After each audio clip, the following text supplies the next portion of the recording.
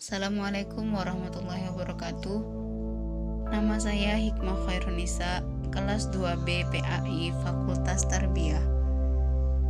Baik, di sini saya akan membahas tentang materi filsafat pendidikan Islam yang dibimbing oleh dosen saya, Bapak Taqwa Nur Ibad. Dalam pembahasan ini terdapat beberapa poin. Poin yang pertama yaitu tentang pengertian filsafat pendidikan Islam. Filsafat pendidikan Islam dapat diartikan sebagai studi tentang pandangan filosofis dari sistem dan aliran filsafat dalam Islam terhadap masalah-masalah kependidikan dan bagaimana pengaruhnya terhadap pertumbuhan dan perkembangan manusia Muslim dan umat Islam. Poin selanjutnya adalah perkembangan filsafat spiritualisme kuno. Jika kita memperhatikan pemikiran orang Barat yang membahas filsafat mereka sama sekali lepas dari apa yang dikatakan agama. Bagi mereka, titik berat filsafat adalah mencari hikmah. Sejarah filsafat lama membawa manusia untuk mengetahui salah satu cerita dalam kategori filsafat spiritualisme kuno. Di antaranya adalah kira-kira tahun 1200 sampai dengan tahun 1000 sebelum Masehi. Poin selanjutnya, filsafat terbagi menjadi 3, yakni filsafat Barat, filsafat Timur, dan filsafat Romawi dan Yunani. Selanjutnya, filsafat pendidikan menurut Aristoteles. Menurut Aristoteles, agar orang dapat hidup baik, maka ia harus mendapatkan pendidikan. Aristoteles berkata bahwa sebaiknya memberikan pendidikan yang baik bagi semua anak-anak. Poin selanjutnya yakni hubungan filsafat, manusia, dan pendidikan. Sebuah pendidikan harus memiliki landasan filsafati yang kokoh, yang memuat dasar metafisika, epistemologi, dan aksiologi. Dengan kata lain, konsepsi mengenai filsafat pendidikan dapat memberikan pengarahan kepada ilmu mendidik dan praksis pendidik. Filsafat berfungsi memberikan arah agar teori pendidikan yang telah berkembang, yang berdasarkan dan menurut pandangan dan aliran filsafat tertentu, mempunyai relevansi dengan kehidupan nyata. Ibnu Khaldun mengungkapkan bahwa pendidikan sebagai kebutuhan yang mendasar yang dibutuhkan oleh manusia di tengah-tengah peradaban.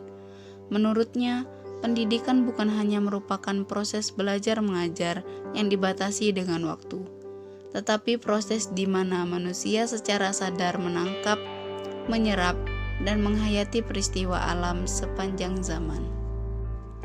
Selanjutnya, esensialisme merupakan aliran filsafat pendidikan yang tumbuh pertama kali di Amerika Serikat, yang juga merupakan aliran filsafat pendidikan yang menginginkan kembali kepada kebudayaan-kebudayaan lama sebagai warisan sejarah yang telah membuktikan keunggulan dalam kebaikan-kebaikan bagi kehidupan manusia.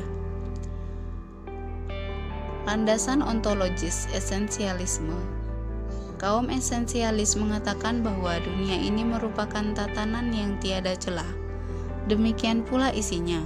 Sifat, kehendak, dan cita-cita manusia harus disesuaikan dengan tatanan alam semesta. Tujuan umum manusia adalah agar dapat hidup bahagia di dunia dan akhirat. Perennialisme merupakan suatu aliran dalam pendidikan yang lahir pada abad ke-20. Perennialisme memandang bahwa kepercayaan-kepercayaan aksiomatis zaman kuno dan abad pertengahan perlu dijadikan dasar penyusunan konsep filsafat dan pendidikan zaman sekarang.